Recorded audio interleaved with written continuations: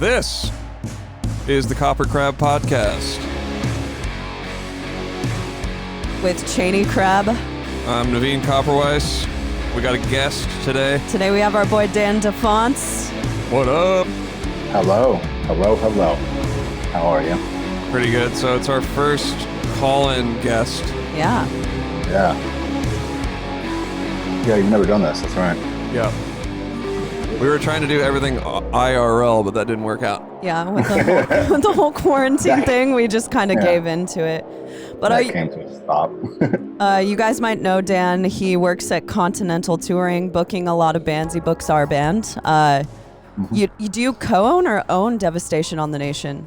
Is that like... it's like me and Bryce Lucian. Okay, cool. I run it. Yeah. So that you work at Unique Leader. Yeah. You also do bloodletting. You're like the dude who's in everything. Kind of.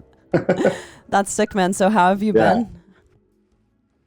I've been doing good. I mean, everything's been kind of weird lately, but getting through it. It's feeling somewhat normal again, kind of, I guess. Oh, really? So is Steph starting to book again? Yeah, I mean, he's moved some stuff, and I've moved some stuff. I mean, I have like 2 tours in July that are not announced yet, and we're kind of holding off to see how things go. The bands just want to give it a second, before like calling it, I guess, which I can understand.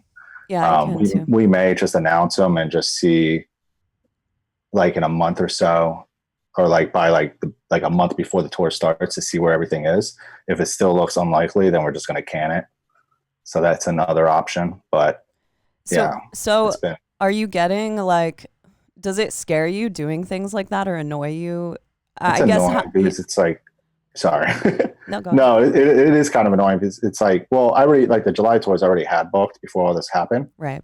We were just waiting to announce them, which we were going to do like a couple weeks ago. And then there's there's one tour in like August, September that I'm booking that, I'm kind of like, I really hope it happens because it's a really good tour. But I'm also like, I'm probably going to maybe reschedule that too, for all I know. Yeah. So it is kind of annoying because it's like, we don't know if it's going to happen or not. And you put all this work into it and then it can just go away. Right. Yeah. I mean, we haven't really seen I've never seen anything like this happen before. No, for sure. No. So no, me neither. I've been doing it for 14 years.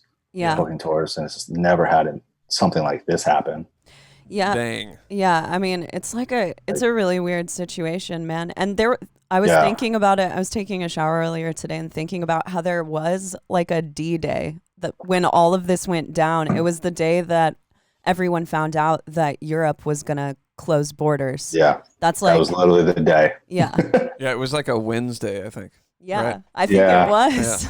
Yeah. I mean, because I was like laying in bed and had my laptop out to watch Donald Trump tell us everything about it all. And, and I texted Bryce Lucian. He was tour managing Rings of Saturn over in Europe. And, he's like 6 hours ahead or whatever. And I didn't know if he was awake or not. So, but I texted him and was like, hey, if you're awake, this just happened. And then he texted me back right away. And he's like, holy shit, are you serious? And I'm like, yeah. So you kind of have like 48 hours to get home.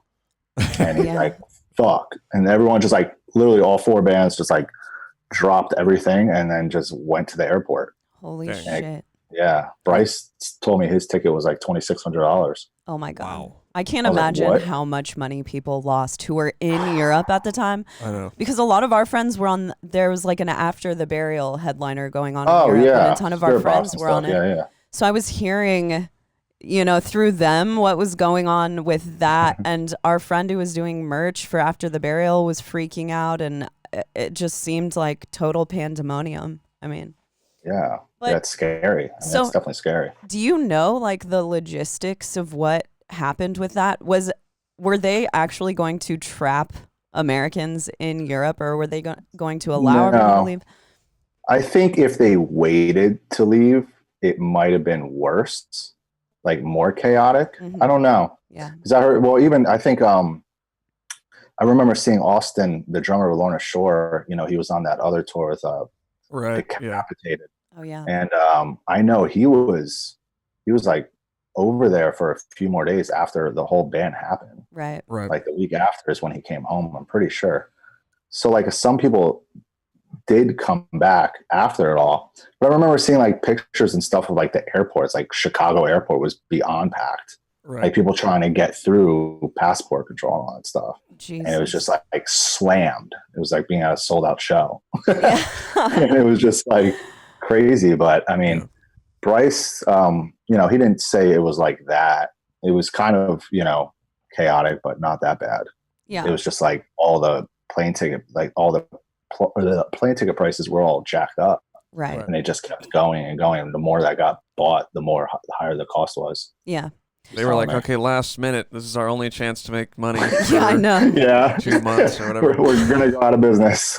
I know, when everyone was talking about how flights were getting discounted and everything, Navene and I were planning on flying back to my hometown. So I kept checking prices and they never went down. They just kept inflating. Wow. Oh, really? Yeah. It never went down. Yeah, it never went down. That's wild. But yeah, it's a weird thing. It is. So is your day to day, what is that like looking more crazy now, or is it starting to get to the point where it's like kind of, what are the, like tumbleweeds, you know? Not really kind of like some days are like today's kind of been slow. Uh-huh. I've been doing mostly like label stuff. Mm-hmm. And I've talked to like a few agents about other things, like just like stuff that may get rescheduled for the fall, like these napalm death dates and stuff.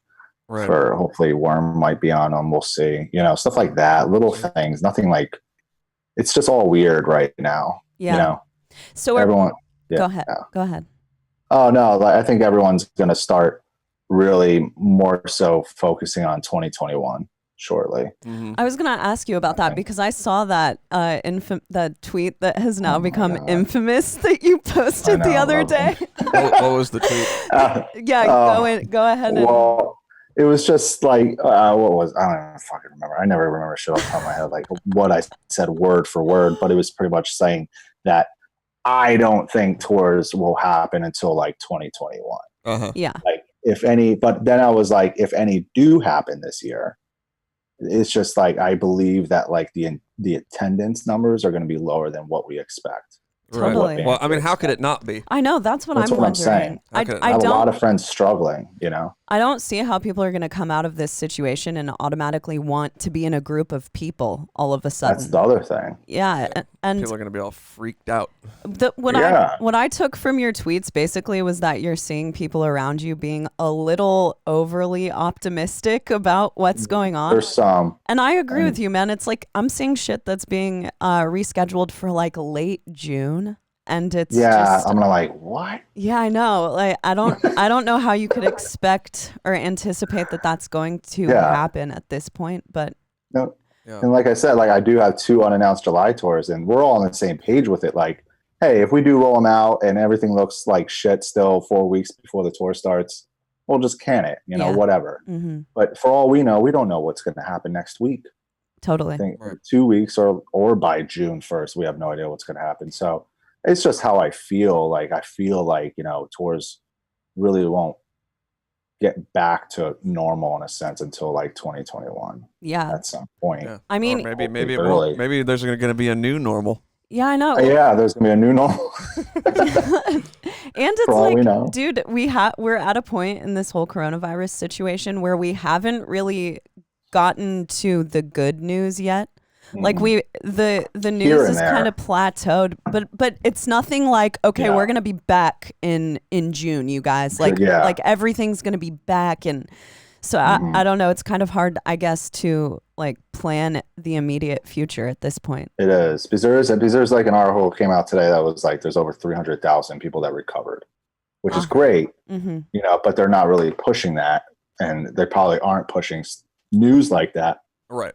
Yeah, because they don't want people you know, letting up with the social distancing, because it might make people be like, oh man, there's so many people that got recovered, we can go out, it's fine. Right.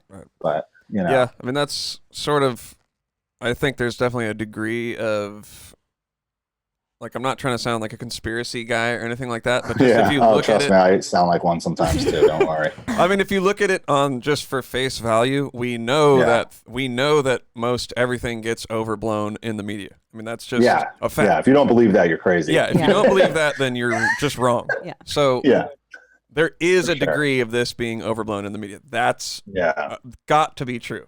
So we don't know how much of it is overblown, and we don't know how much it's going to kill everybody type thing. You know, because like you said, we don't hear about all the cases of people who recover, or like, you know, like Chase's brother had it. Wow. And he got over it in like one day. Chase's brother had it? Yeah. Oh, wow. So, I know Chase from Continuum, right? Yeah. He was like, my brother had it. Like, it's not confirmed because they don't have like those test kits in Oregon where he lives. Oh. But his doctor and him are like, that was it. But that's pretty much through it. Symptoms. You know, and I've heard of other stories like that, and you're not gonna hear that much of it. And so I don't know. I mean, I'm pretty sure I've just the type of person I am. I'm gonna lean towards it's overblown, but that's how I am. Yeah. I'm sure it's a bit of all of it. I think you're probably right about that. But at the same time, I was one of the first people, honestly, who was like, I think I'm gonna stay home for a while. That I could think of. Yeah. Because there were still people going to the gym and doing all this shit, and I was like, I might just kind of chill for a little. I'm while. not doing that. You know, before they were like, oh, you have to stay home. Dude, I was in this sauna right after China, when it was going really badly in China and nothing had really moved here. It was a few days before the shutdowns here. And we're in California. They started shutting down everything here pretty much right away. But I was in the sauna with this guy who was bragging about just leaving China, and everyone except for me got out of the sauna. They wouldn't even be around the guy. But it's like, why would you be in the fucking sauna bragging about why? Just to be an asshole about the situation, I guess. But oh my God. Is it similar where you live? Because do you live in Austin proper, or like right out? Yeah. Well, it is Austin, but like 8 miles like south of downtown. 7-8 miles. Okay. Yeah. So but I mean, everything's closed besides grocery stores and gas stations. Yeah. Well. And like, Target, Walmart's open. That's it. And Home Depot, Lowe's, those are essential. Home Depot's, my brother, I was on the phone with him yesterday, and he was like, Home Depot is single-handedly responsible for spreading this now. Because it's like the only store that's open. It's true. Yeah. And all the dads are going. I know. Navene's been in there times. So much. Yeah. I've been there like... I've gone twice. Yeah. I had to do it. I've gone there and then a local hardware store as well. I mean, only guys like have to go to Home Depot to buy a couple things, though. I mean, what did it? But mine wasn't even packed though. Really? It was fine. Yeah. No, it was fine. No lines, nothing. How else are people acting in Austin? Are they like... Well, they canceled South by Southwest, right? I mean... Well, yeah, but they finally, starting on, Easter Sundays this weekend, right? Mm-hmm. So starting Easter, all of the parks are going to close. Oh, great. These people were still like going like swimming and hiking and stuff. Right. Yeah. And you were seeing like articles come out with like pictures of like huge groups of people just like swimming, like everything's okay. Mm-hmm. Wow. And I'm like, what are you doing? I know. Trust me, I want to do that too, but it's like, nah. I really want to. I want to go congregate. I want to have like a party or something. I'm ready for this to all blow over. And I know. I miss going to shows. I do too. I never thought I'd say that. Yeah, I know, right? I started getting tired of it. So, I'm like, do you go to a lot of shows there in Austin, like because you have so many tours out at once, or is it more just go to for pleasure? Like in spurts, like it's mostly a lot of like bands that I'm like friends with or work with. I'll go to their shows. Yeah. There's been a few, like the last show I went to was called Luna. I'm pretty sure that was the last show I went to. With Emma Ruth Rundle and Intronaut? Yeah, it was great. I love Emma Ruth Rundle so much. She's awesome. I know. Yeah. I know. It was a really good show. I'm pretty sure that was the last show I went to before all this shit happened. That's a pretty good one to end on. It was great. Yeah. Such a good show. I bet. But yeah. We don't really go to a whole lot of shows because they're either if it's going to be in San Francisco, it's an hour and a half drive. Yeah. And then, if a show comes to Santa Cruz, we go like almost every time. But so going to San Fran sucks. It totally sucks. But Austin's such a hot spot that I think every tour ever comes through Austin. Like there's for the most part. Yeah. I don't even send tour. It's crazy. I used to put a lot in San Antonio, Yeah. Yeah. And then White Rabbit went away, Mhm. and everything just got really weird down there. I feel like with I know. booking. It seems like since White Rabbit's gone, that there's not a whole lot of. And a lot of bands are just like, yeah, no, we'll go to Austin instead. And I'm like, okay. And it just started becoming that way, where it was like every route that I would make or get for a tour was Austin for the most part. Yeah. And that's just how it's been. Plus, just being friends with Anthony Stevenson from Come and Take It, like he's like the best promoter. Yeah, dude's legit. Like the one of the best. Like we could replicate him in every market. It would be a beautiful thing. And I tell him that all the time. I think a lot of people tell him that. Yeah, he's super cool. Really personable guy. Which is cool. He is, and he's reasonable and he's straightforward. And that's him. Yeah, very cool. So once I became friends, it was just like no brainer. Like might as well just do Austin. It's not that far from San Antonio anyway. Totally. I think the last time we played San Antonio was like 4 years ago. Yeah, really long ago. And the show wasn't. We were out with the Contortionist, I think, and they were popping off at that time. I mean, they still are, but the show wasn't like the best show on the tour. I can't remember it going to Austin. Yeah, it's kind of weird. It's a weird market. The last band I put down there was I Am. I Am does pretty well down there. But I bet. That was like a DIY spot. They're like a Texas band too, right? Yeah, they're a Texas band, yeah. It seems like if a band pops off and they're a Texan band, they do well in every market in Texas. Just pretty much. Yeah. That's cool. Animosity used to play a place in San Antonio, a skate park called Funtown, dude. Funtown. That might be before your time. It was. It might have been. When did you get into booking? It was 2006, but I mean, it didn't really start, I don't know, taking off until like a few years after that. Yeah. This would have been a little bit. And where are you originally from? New York. Okay.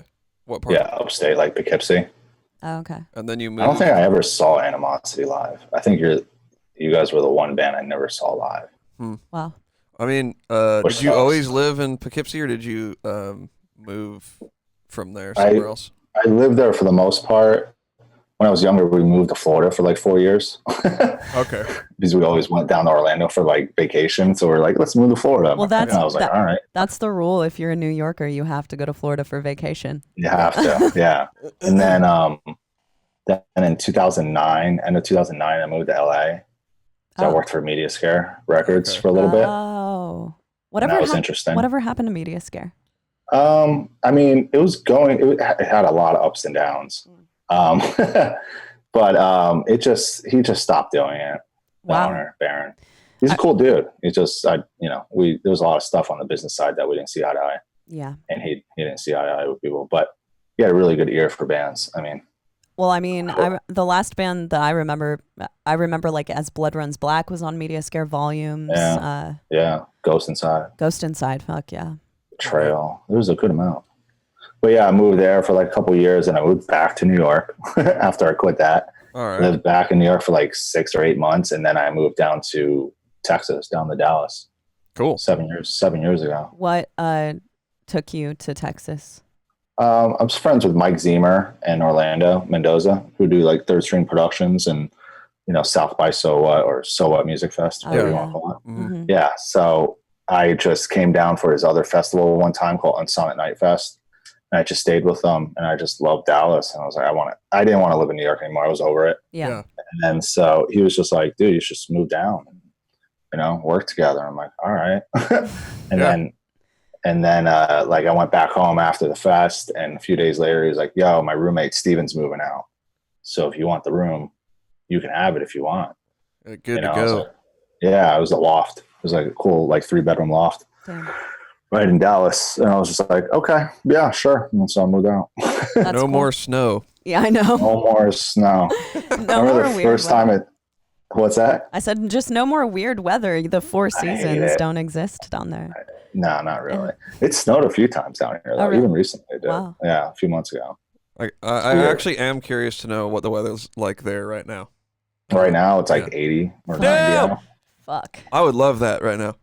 Is it cold by you guys? Not really. It is, right? I can't complain. It's like what it is. 50s, 60s maybe. I'd say it's Oh, wow. Yeah, I mean, we live right by the ocean, so it tends to be a lot cooler than it is a little inland from us. Yeah. It doesn't I mean, it gets kind of hot here, but it doesn't stay hot all day. It never does. Like at that's night, good. it's always cool off, which is good and bad. I guess. Yeah. It's cold as Sometimes hell. you want it to just be like a warm night, you know, and like sit outside. Something. It's never like that.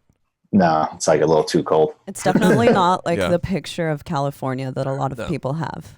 Oh yeah. As someone from Iowa, I thought that that everywhere in California was hot all the time. And I got here and I moved to Northern California and was proved wrong pretty much right away. Yeah. I was like, I was in I visited Joel Haston, when was it, like August 2018 or 2017? Yeah, 2018. Oh yeah. He lives in Pacific Grove. Mm-hmm. okay. And I was just like, I want to move here. Yeah. yeah. It's super sick, man. Like Pacific we Grove. went to Santa Cruz too. Yeah. Oh, you did? Yeah. That's awesome. Yeah. Pacific Grove is cool. It's more like old people. It is, yeah. Yeah. And then He's like right by the beach too, and I was like, oh, Oh, damn, that's this is awesome. nice. and the weather there is like actually worse than Santa Cruz. It's like colder there. Yeah. Yeah, I would think so. That's Yeah. closer to Monterey Bay, right? Yeah. Yeah. Yeah, he's right there. One time, Chaney and I went and like hung out down there just because she'd never really Oh, gone really? down there. Well, we were trying to have like a romantic weekend getaway in Monterey, and we went. Yeah. We got a hotel and went to like the is it called a boardwalk? What's that called? The Fisherman's Wharf. I think. Fisherman's Wharf. Yeah. And I was expecting it to Yeah. be really nice, and we got there and it was windy as fuck and felt like the Yeah, it middle was of freezing. winter. We couldn't stay outside. It was so cold, and Yeah, it was Oh, really- man. it was yeah, real cold. kind of It was sucked, but you know, Not a good time. it is what it is. Yeah. So Didn't that's go cool. as I planned. think I was just thinking that maybe Chaney and I will come hang in Austin at some point. Yeah. That would rule. Once I get this Good. van underway. I know. Have you heard about the van that Navene is working on? No, I don't think so. I'm but- making our van into like a hashtag van life van. Are you? Yeah. Dude, that's awesome. It's super sick, dude.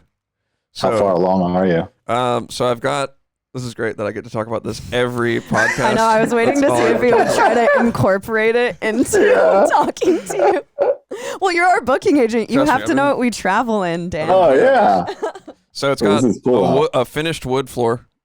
Wow. It's got insulation on the walls, and then I'm almost done with like wood paneling on the walls. Oh man. And then I've got like half of the bunk done. There's gonna be like a full size bed in the back on a bunk, and then from there it's gonna be a bench like along the wall. It's kind of like along the windows, and then when that bench hits like the driver's seat, it's gonna L shape over. So there's kind of like a little chill area. Yeah. And then the bunk, and then we can have either people sleeping under the bunk on tour, or Chaney and I can put our shit down there if we just want to go travel or camp or whatever.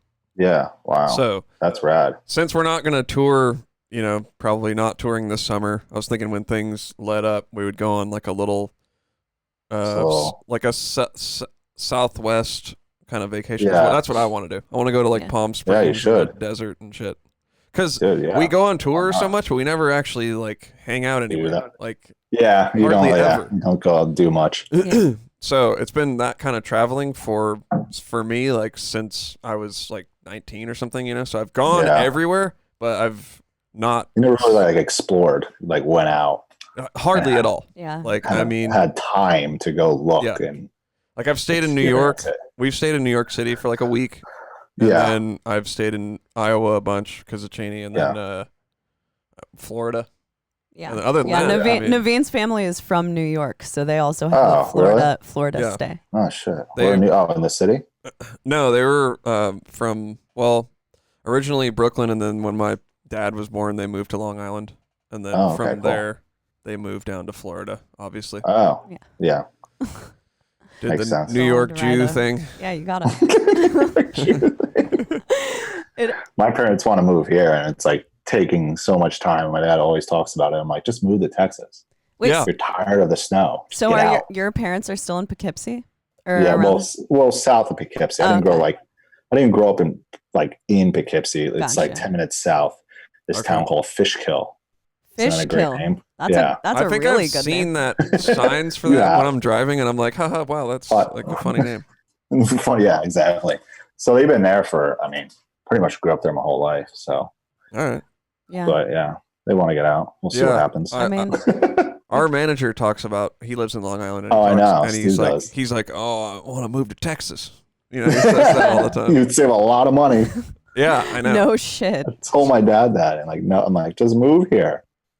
Sometimes people kind of get this thing though, where, like Chaney and I did it for a long time, where we would just talk about where we're gonna move for like years, you know, and never actually do it. It was just like a thing to talk about. Yeah.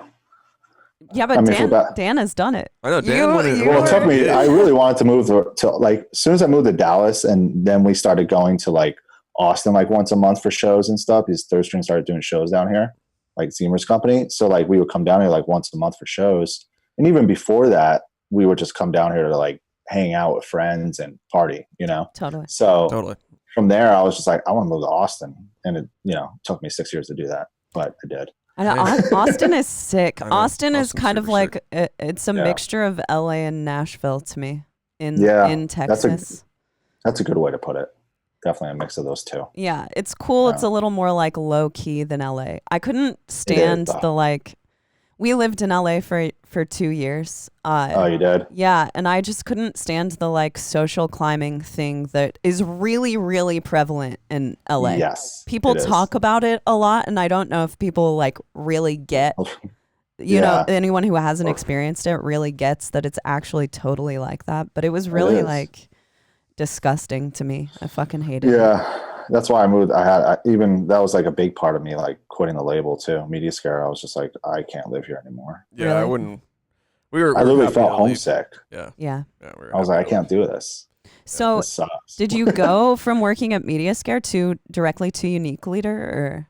No, Unique Leader. I joined 2 years ago, a little over 2 years ago. Okay. I started becoming friends with Eric. Right. And then because I was booking like a couple of Unique Leader bands, and then I got Ingested signed to the label before I was even over here. Oh wow. So that kind of, made our relationship stronger, me and Eric. And then we just started working together more and just talking a lot more and everything. And then one day I was just like, it was actually me and Bryce Lucian, because he was doing publicity for the label up until recently. He left. He's over at Blood Blast Distribution. So then, but anyway, we brought up to Eric, like, hey, do you have anyone else working for you? And he was like, no.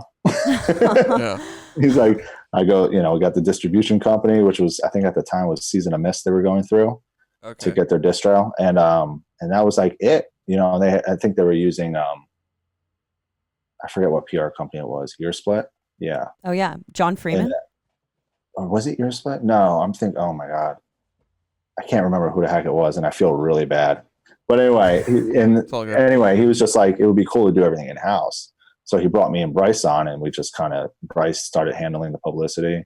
I started helping him with like the social media marketing, getting everything like better, because he wasn't really doing any of it. Right. Totally. Yeah. And then just started working on like signing more bands to the label and stuff like that. And just helping with anything else. So who all is working there now since Eric passed away? So after Eric passed, 6 months before he passed, he brought on Jamie Graham. He used to run Siege of Amida Records from Europe. He's from Europe. And then he worked at Sumerian for like a year or a year and a half. I forget how long he was at Sumerian for. All right. So Eric hired him like 6 months before, and he's a very smart dude, and he knows how to run shit, and he knows how to handle all the tedious crap that goes into a label that I would not want to deal with. And so it's nice to have him, because he loves doing that stuff. And he got everything very organized. I will give it to him. It took some time, but there was a lot, Eric was a very old school guy, he's an old school death metal guy. Totally. And he, there's some things he lacked on. And really Jamie came in and took everything and organized everything way better. So anyway, so it's me, it's Jamie, Matty Way. Okay. There's a lot of video stuff. Discourage guy.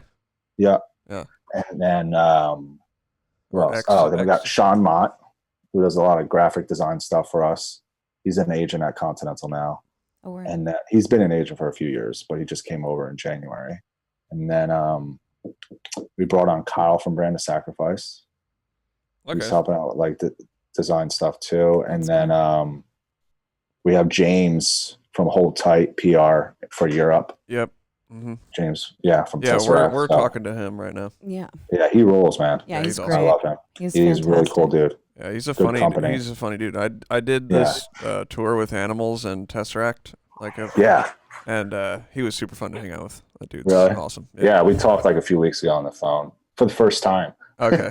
And because I started when Bryce left the label, I was just like, well, I'll handle like the North America publicity, which is like not that much. I feel like Europe is stronger with all that. Like he gets a lot more. I don't know. A lot of like the outlets over here, to me, kind of slack on certain things. Yeah. Or just are not that responsive or really care that much. Mm-hmm. I don't know. I'm not talking shit to anyone. I like all of them. Metal Sucks, Metal Injection. I'm friends with all of them too. Yeah. That's why I knew like with my tweet, like Robert from Metal Injection, like replied to it. And I was like, fuck. And he agreed. Yeah. And he wasn't like disagreeing. And then all of a sudden, like later that day, it was like posted, and I'm like, oh my God. Oh, they posted it? I didn't see them post. Really? Okay. Did they? Yeah, and they said stirring that the he pot. put in that I owned Continental. And I was like, shit. no, I don't own the agency.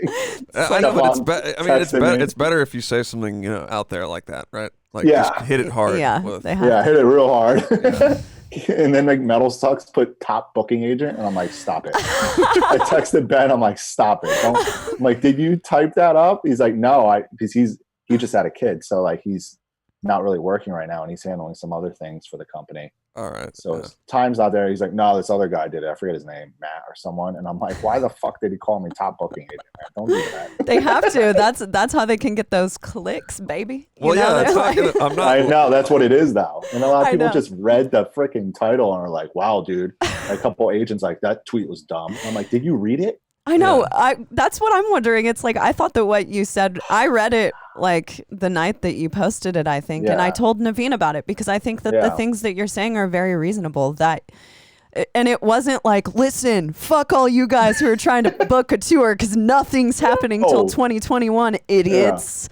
Yeah. It was more like, guys, we need to be kind of realistic about this situation because we really don't know how it's going to go. Do you understand that people might not want to really go to shows when they start up again? It wasn't really a harmful tweet that you made. I want to. Yeah. And it was just like, I just want more people to be like mentally prepared for it, and especially people in bands. Right. Like if you do have a tour this year and it does happen, like you leave for tour and you are starting to play shows, I think a lot of people need to be ready to, your band might be asked to to have a reduction for your guarantee, right? Because the attendance sucks. And I think bands need to be understanding with that because it's probably going to be with an independent promoter, and we need those people. Right. And if the show is hurting, it's like you got to work with them. You don't want the guy or woman to go broke over your show. Right. Totally. Fucked. And then they stop doing shows for however long because they need to go get another job to get some funds back. Right. You don't know what situation they're in. Totally. You're also coming from a place where you are dependent on these shows happening in order to make your own money. So it's not like you want this to go a bad way. You want the shows to happen. Yeah, 100%. And like I said, unannounced tours that I put all this work into. And I'm hoping they all happen because if they don't, I don't get paid. Yeah. Right. Right. No one gets paid. Right. Yeah. Exactly. So I just want everyone to be like mentally prepared for it. And like some people just didn't read it. Totally. And we're just like, literally, I got told yesterday from an agent that my tweet was dumb. And I was like, I literally responded to him like, really, dude? I know. I'm like, did you read it? And it was whatever. Not to be taken seriously. Were you guys, did he email you just to tell you that, or were you already No, I was following up with him on something else. Oh. And he just said that. There was a band that didn't confirm for the tour that he offered them that I work with. And I tried to get them to do it, and it was a really good tour, but I did understand the reasoning. There's a lot of stuff with their jobs back at home. They're older guys, they're older than me, and they have other things to worry about besides the band. Mm-hmm. And, and I explained that to the agent, and he got it, but he didn't really fully get it, I don't think. But whatever, they couldn't do the tour. And so when I followed up about that tour, I was following up about a different band they want on it, that told me they were down to do it, we're just waiting for the offer. And he just mentioned like that, saying that situation with that band was annoying, just like your dumb tweet. Oh, I was like, he'll get over it. It's not like me and him aren't like cool, like they're, whatever, it happens. Yeah. Right, totally. Now that happens especially in the music industry. People get kind of there's stuff I'm like not mad that. at him. He's a cool dude. I've known him literally the entire time I've been booking tours. I've known him. Like we've known each other. All right. But what was the first tour you booked? holy shit. It was probably my old band's tour. What band was that? I was in. It was like this from like 2004 or 5. This band that I was in called The Imagine. It was like a screamo type of band. Oh, okay. Okay. What do you play? Guitar. Sick. I just started picking it up again recently. Oh, you got some free time? Yeah, I'm like, well, I might as well start playing again. I want it. Yeah. Yeah. But it was like us and this other band from, I think they were from Boston, called Wake in Judea. Does that ring a bell to you? I don't know. I don't know if Animosity ever played. But back in the day, like Possible. in the Northeast, Wake in Judea was like the shit. Okay. Really sick band. But they were like complete opposite. They were like they were like straight up metal band. I don't know how you want to categorize them, like a death metal type of band. But we did a tour together because we were both friends. But it was like down the East Coast and, down to Florida and back up to New York and shit. So that was like the first tour I actually ever booked. Dang. Wow. That was wild. So it went okay. It For the happened. most part. Yeah, for the most part. Because the first tour that Animosity did, like half the shows didn't even happen. Like we just would show up at the There was a venue few that and it would didn't. just be like crickets. I remember that happening a lot back in the day. It's like you go to a show, you show up and it's a kid and his mom and he's like, I can't pay you and you're not going to play either. Literally have had those situations back then. That honestly to me is not the worst, because at least the kid he like actually cares, like he's embarrassed. Yeah. The worst is when you get just some old bar owner who doesn't give a shit, who's just like, God. fuck these guys, these little pieces of shit. Yeah. Stupid teenagers. Which I think there's a lot less of that now, and it might just be because the older guys are getting phased out, or because I don't have to play at like those types of clubs anymore. I don't know. Exactly. Which there's still those around, but yeah, not as much anymore. Like everyone that I use now are just like guys for the most part that I've been dealing with for years. Yeah. Sometimes that's the way I to do use it. like Live Nation, but not really. Mm-hmm. So when you book a tour, are you sending out, like you have a band, right? And they want to headline a tour. Are you then sending out a mass email to like all of the promoters that you normally work with in each market and you're seeing who bites? Or do you specifically go to, like, what's the process of that? When I'm booking a tour, like I specifically go to each promoter. Okay. I pretty much like know, like, depending on the size of the tour, like I said, like I've sold to like Live Nation before and like AEG, like a few shows here and there on different tours, like Devastation on the Nation. Like I've sold to Live Nation and AEG before for like one or two shows. But if it's like something smaller than that, it's mostly just all like the independent promoters that I know. Okay. And it kind of just So it's not one mass email, it's all separate. Right. And it probably just comes to mind like, oh, I'm going to definitely do this show with this guy. Yeah, exactly. That's what it usually is for the most part. Mm-hmm. Yeah. There's some markets where there's like a couple different people that I know that would work, would like to book, this band or that band. So, I'll hit them both up or whatever and just see who's more interested and go from there. Who's got There's that certain money? tours, like even, what's that? I said, who's got that money? Yeah. Who's more interested? Sometimes, when it's like a smaller tour, like if I'm booking a tour for like Worm or like Ether Coven or something like that, like you have to, some more like underground type of bands, like smaller, you want to go to like promoters that have a more grasp of that world. Absolutely. Like, Absolutely, man. That's what I try to go for. I've found that in all walks of the industry. It's like I personally, one thing that really drew us to you specifically is that you're so like in tune with what's going on in the underground, and you know about what's going on not in the underground. You like have a good grasp. And we've worked with people in the past who don't really know anything about underground metal and like what's going on, and it makes for a better relationship. I think that when you're for us specifically as an underground metal band, when we know that the people who work with us know about the scene and what goes on down here in the dirt.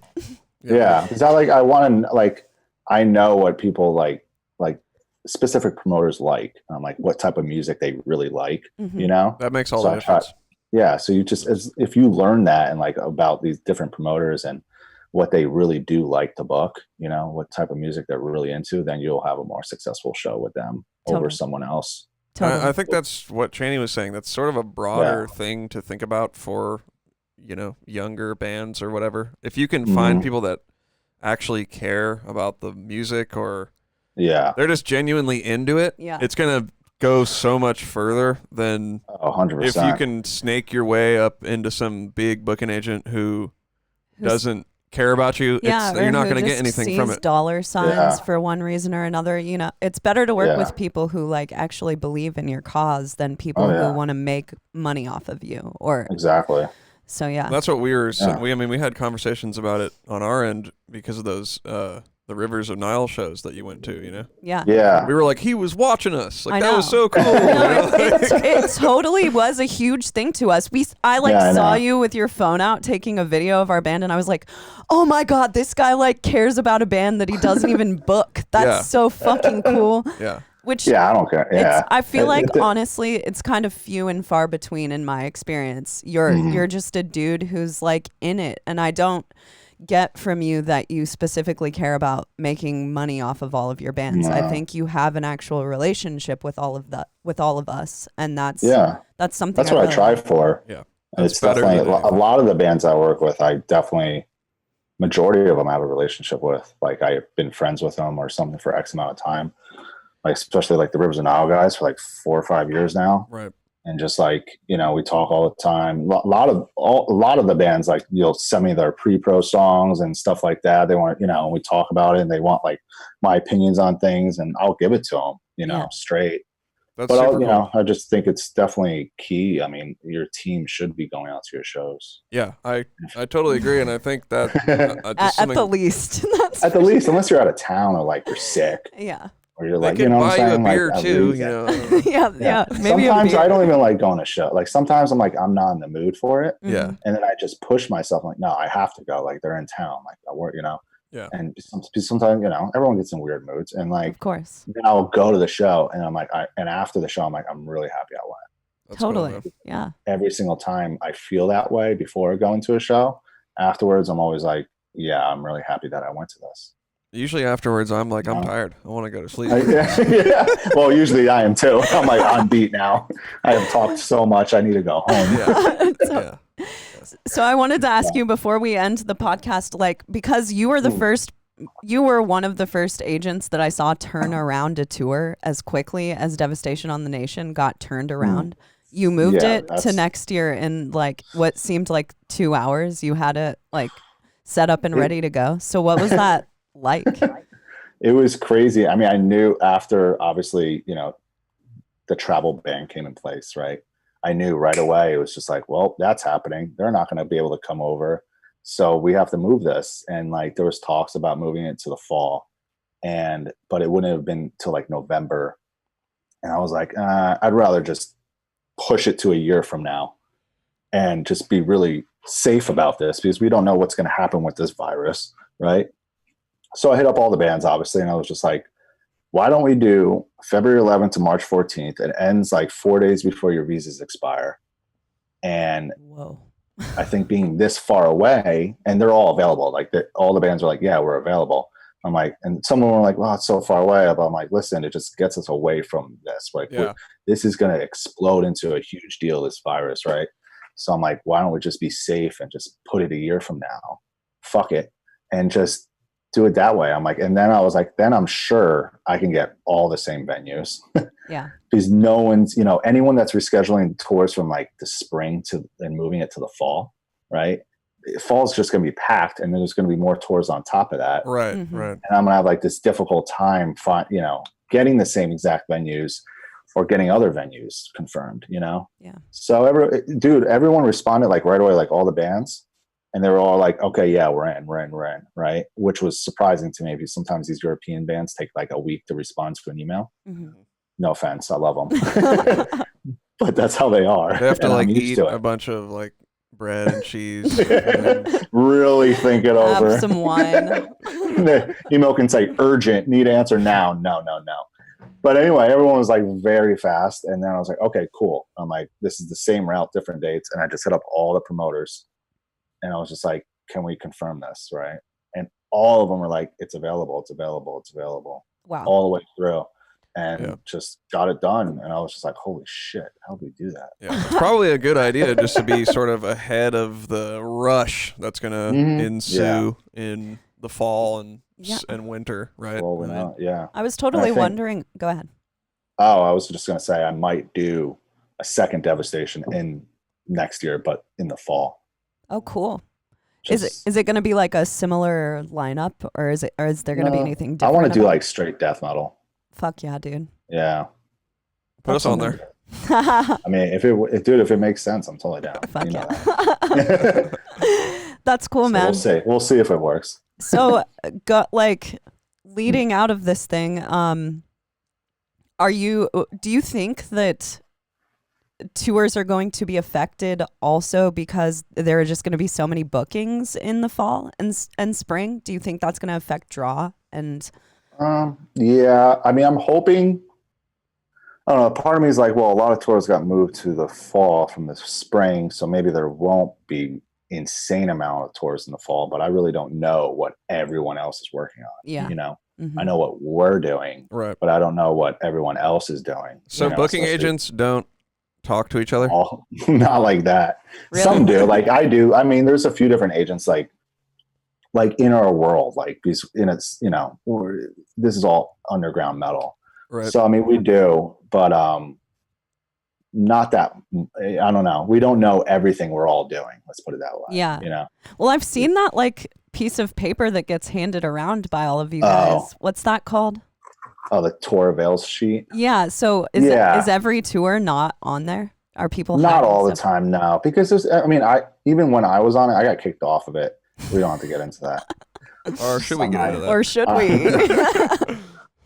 I'll say it in a second. I don't give a shit. But even when I was on it, I wouldn't even put some tours of mine on it because sometimes the tours that you're putting together as an agent, sometimes it just comes together. Like if NTOs wanted to go out, you're like, hey, we want this band, and this band with us.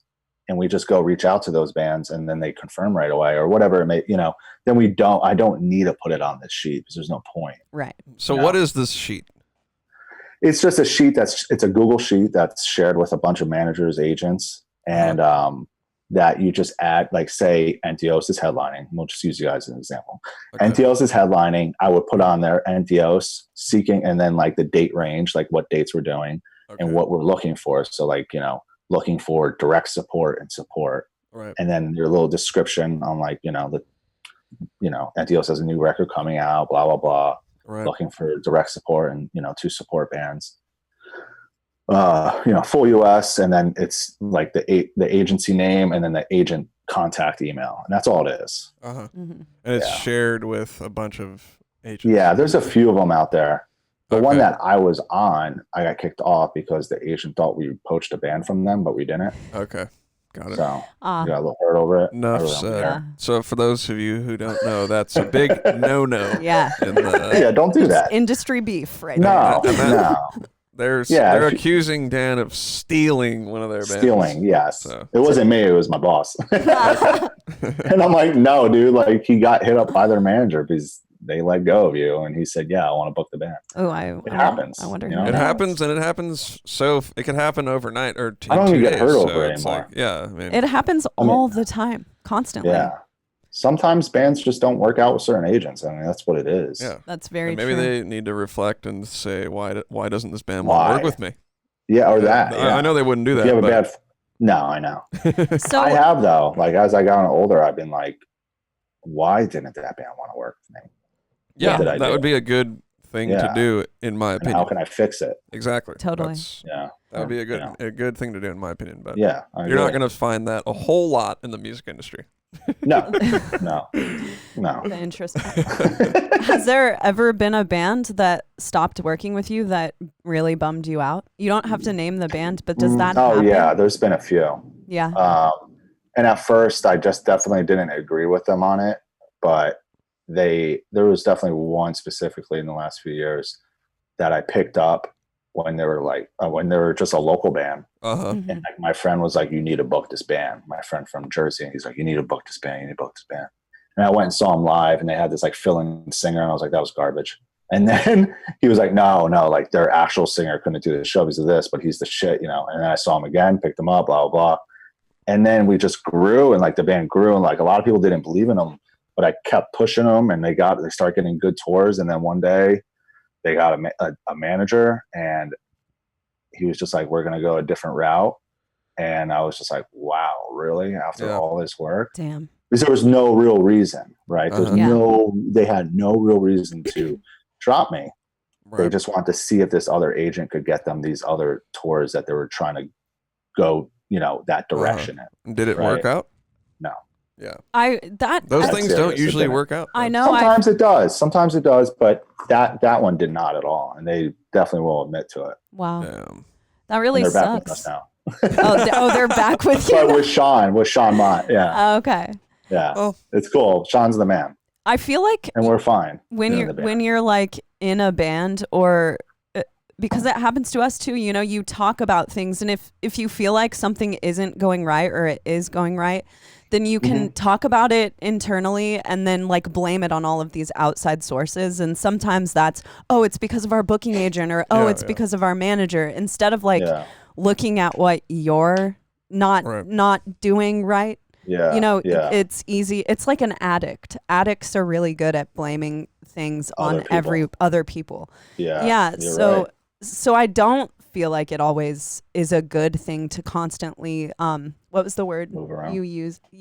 Yeah. To constantly move around, to jump ship, to constantly be looking for or thinking that the grass is greener on the other side. On the other side. Yes. Yeah. I know, that happens a lot, especially in music, because, you know, creative types are probably more prone to being delusional, you know, self-included. I'm not talking shit about people. I'm talking about myself.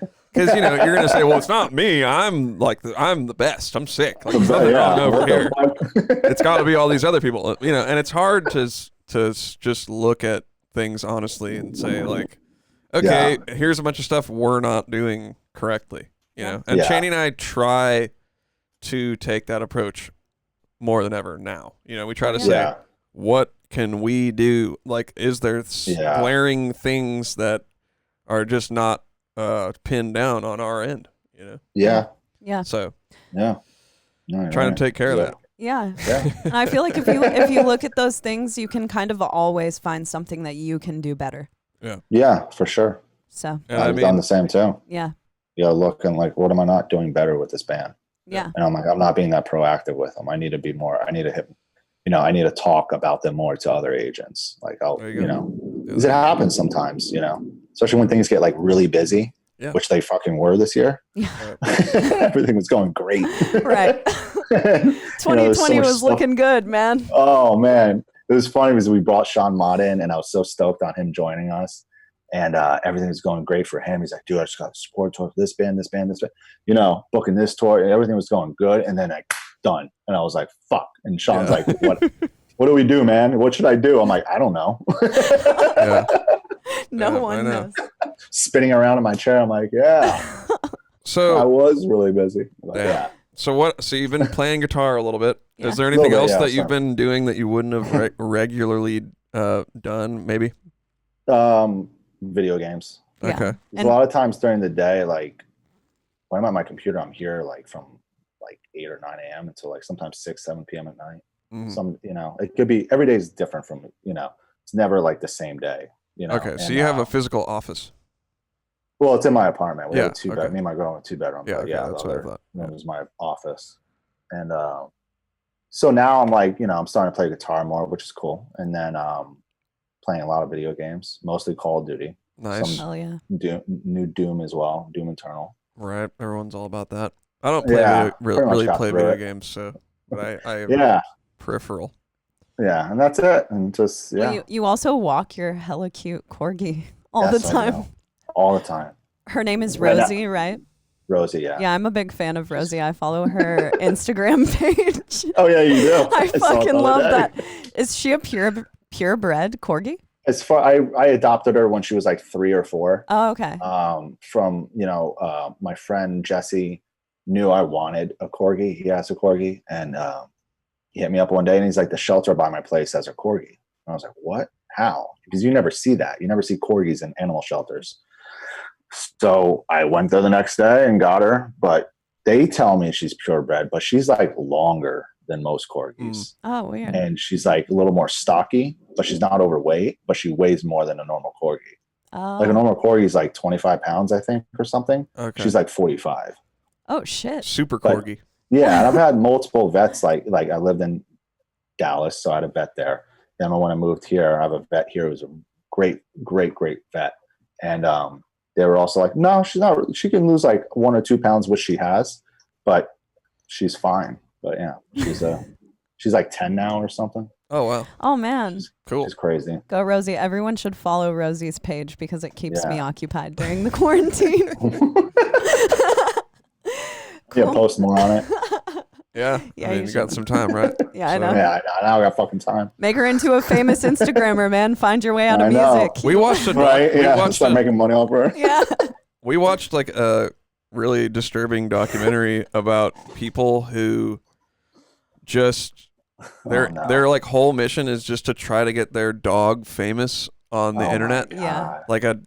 And then there's actually, so you know how there's social media like managers that you can go Oh, to that'll yeah. help. There's ones that that their specific Specifically. thing is pet social making media them- promotion or whatever. Yeah. You know, branding. That's the word I'm looking Branding, yeah. Branding. That's so fucking weird. for. Like Oh this shit my is God. fucking ridiculous. It is. Whoa. Where did you watch it on? It's on Netflix. I think Is it's it? yeah, it's a highlighted Netflix documentary. You should watch Oh, it. Shit, I will watch Definitely worth It watching. starts with a hashtag. It's like hashtag cats the movie. Cats the yeah, something like that. Yeah, it's that. Yeah. pretty horrifying, but hey. Yeah. Yeah. It's like Tiger King, but for people who want to get their animals famous on Famous. Instagram. Yeah. Yeah, And make so- money. Yeah.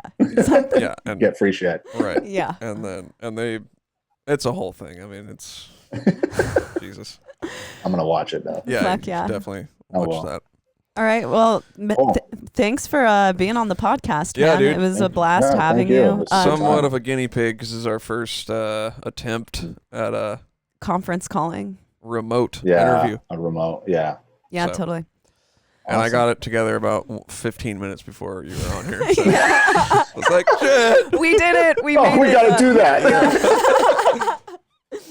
We did That's it though. great. Fuck yeah. So Yeah, is, no, it worked perfectly. before we go, is there anything else you want to say? Anything you want to lead people to?